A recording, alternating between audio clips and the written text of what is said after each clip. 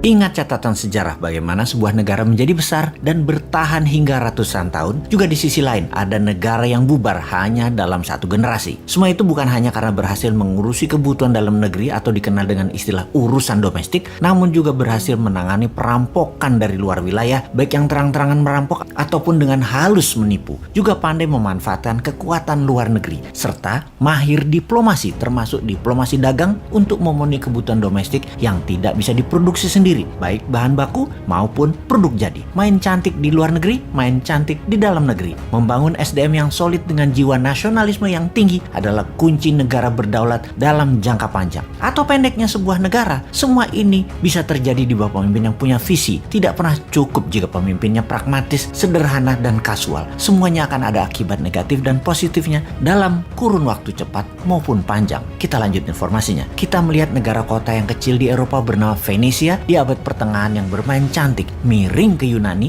dalam strategi luar negerinya. Kemudian main indah ke dalam negeri dengan koleganza, yaitu equity crowdfunding atau urun dana untuk UKM. Seperti Santara tirulah saat ini. Kalau negara yang terkini, kita lihat Singapura dengan strategi miring ke barat, menjadikan Singapura negara kota yang kuat dalam maritim hub dan financial hub, menjadikan Singapura negeri dengan pendapatan per kapitanya salah satu yang tertinggi di dunia dengan 50 ribuan dolar per kapita atau hampir 12 kalinya pendapatan per kapita Indonesia. Padahal Singapura itu juniornya Indonesia. Indonesia lahir tahun 45, Singapura tahun 65. Bagaimana dengan Tiongkok yang di tahun 1970-an pernah kelaparan dahsyat yang membuat matinya penduduk lebih dari 5 juta dan sangat miskin hingga tahun 80-an. Yang dilakukan oleh Deng Xiaoping, pemimpin waktu itu, adalah bermain cantik ke luar negerinya, di mana di tahun 79 Deng Xiaoping memilih miring ke Amerika. Padahal saat itu Soviet, tetangganya Tiongkok, adalah kekuatan yang dikatakan terkuat di dunia dan sama-sama paham bernegaranya adalah komunis. Ternyata benar, sejarah berpihak ke Deng Xiaoping. Taruhan Tiongkok tepat di tahun 1991 Soviet bubar. Di tahun 80-an kekuatan komunis memang lagi kuat-kuatnya di dunia dan Amerika yang memiliki alat propaganda yang bernamanya demokrasi sedang diserang di mana-mana.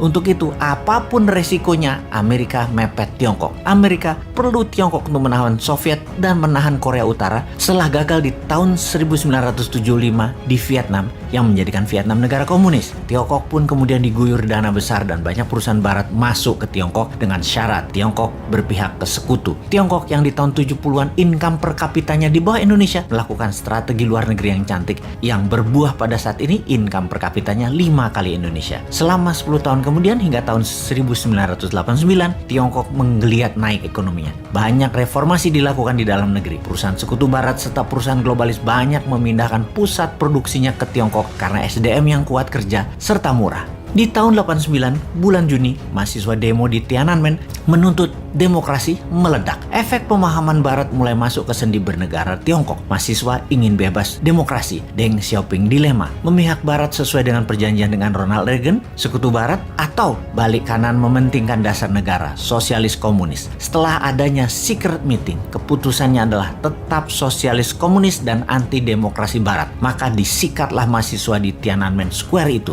sebuah massacre atau pembantaian dengan 10.000 korban mati di saat itu. Efeknya dunia mengecam Tiongkok. Lebih dari 50% perusahaan Amerika dan perusahaan barat menarik diri dari Tiongkok. Namun keputusan Tiongkok sudah bulat. Bermain dengan globalis, tidak bermain dengan negara barat. Dengan membangun semua ke dalam negeri terlebih dahulu. Tiongkok menggunakan ekonominya MMT Michael Hudson. Tiongkok mainkan double currency system. Di dalam cetak uang berbasis proyek, ke luar negeri pakai yuan berbasis dolar. Tiongkok membangun gila-gilaan di dalam negeri setelah memiliki keterampilan yang diberikan barat selama 10 tahunan. Di dalam membangun berbasis printing money. Semuanya tentunya dengan studi mendalam, bukan asal bangun jalan tol saja misalnya, tetapi membangun jaringan sambungan antar kota produksi, pemasok bahan baku, hingga membangun industri kendaraan niaganya. Isinya apa, kemana arahnya, semua dirancang dengan teliti. Efeknya biaya produksi turun, produksi jadi cepat terdistribusi. 12 lapis benefit pembangunan didapatkan. Bukan hanya 2 manfaat didapatkan dalam membangun jalan pakai hutang, yaitu jalanan dibangun ramainya hanya untuk mudik lebaran sebagai manfaat pertama dan